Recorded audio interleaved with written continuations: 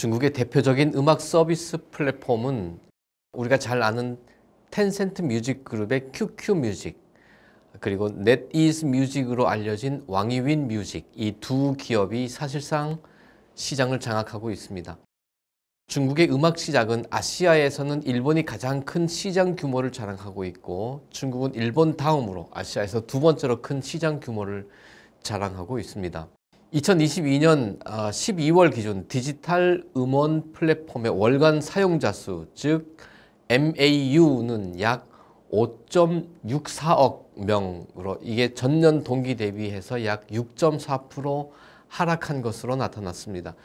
또한 디지털 음원 플랫폼 사용자 수는 2020년 말 약 6억 2,700만 명에 이르렀다가 21년에는 약 6억 200만 명으로 감소했습니다.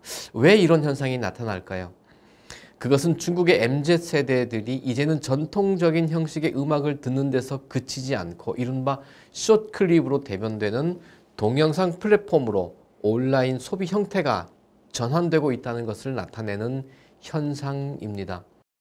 텐센트는 세계 음악 스트리밍 시장에서 2022년 3분기 구독자 수 기준 약 13.4%의 시장 점유율을 나타내면서 스포티파이와 애플 뮤직에 이어 세계 3대 음원 서비스 플랫폼으로 자리매김해왔고, 왕이윈 뮤직은 6.1%의 점유율로 6번째 순위를 기록하고 있습니다.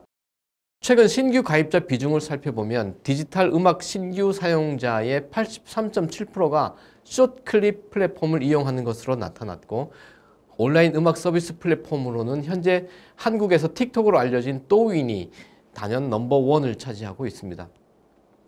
월간 사용자 수, 즉 MAU를 살펴보면 QQ 뮤직은 2.24억 명인데 비해 또윈의 월간 사용자 수는 6억 명으로 그 격차가 매우 크고, 사용 시간도 또윈이 QQ보다 훨씬 더 많은 것으로 나타났습니다.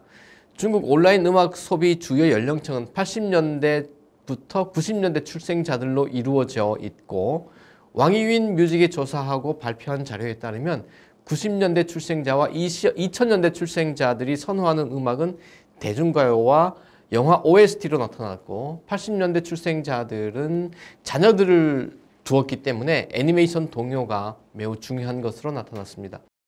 중국 온라인 음악 스트리밍의 유료화도 매우 빠르게 진행되고 있습니다. 앞에서도 말씀드렸던 것처럼 텐센트 뮤직의 경우 유료 사용자 수가 2017년에 1660만 명에서 2022년 8850만 명으로 증가했고, 이는 전년 동기 대비 약 16% 증가했습니다.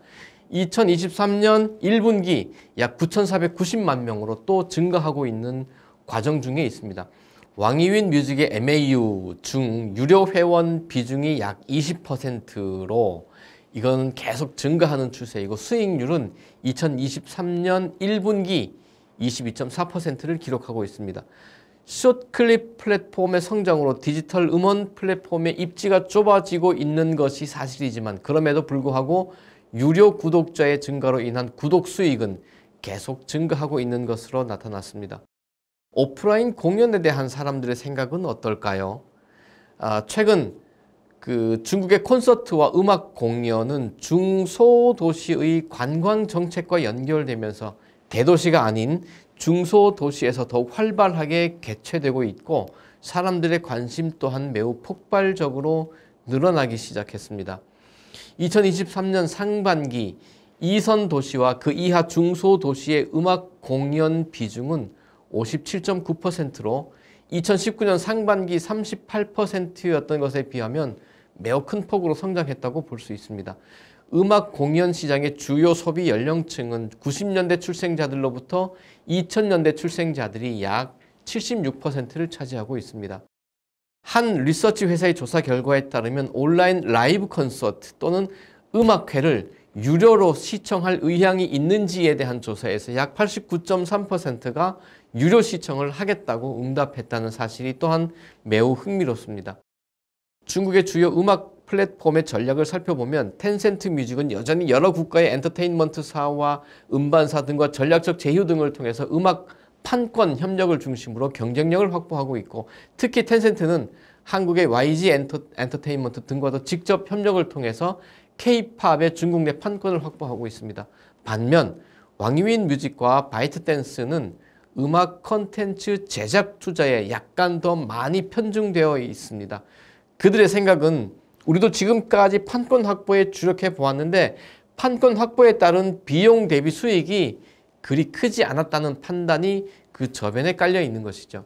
그래서 그들은 최근 전략을 수정해서 차라리 해외에서 유행했던 노래들의 리메이크 판권을 구매해서 대륙, 즉 중국 본토에서 새롭게 서비스하는 것을 더 선호한다는 의미가 되겠죠. 한국과는 비교할 수 없을 정도의 큰 규모의 시장이지만 여전히 한중 관계의 민감함으로 인해 장벽은 존재합니다. 그러나 모든 것이 융합되는 디지털 시대에 K-팝 또는 한국 콘텐츠를 어떻게 융합해서 대륙 시장을 우리의 것으로 만들 수 있겠는가에 대한 고민은 지금도 앞으로도 계속되어야 할 것입니다. 윤교원의 차이나는 스토리, 다음 시간에 더 멋진 스토리로 다시 찾아뵙겠습니다. 再见。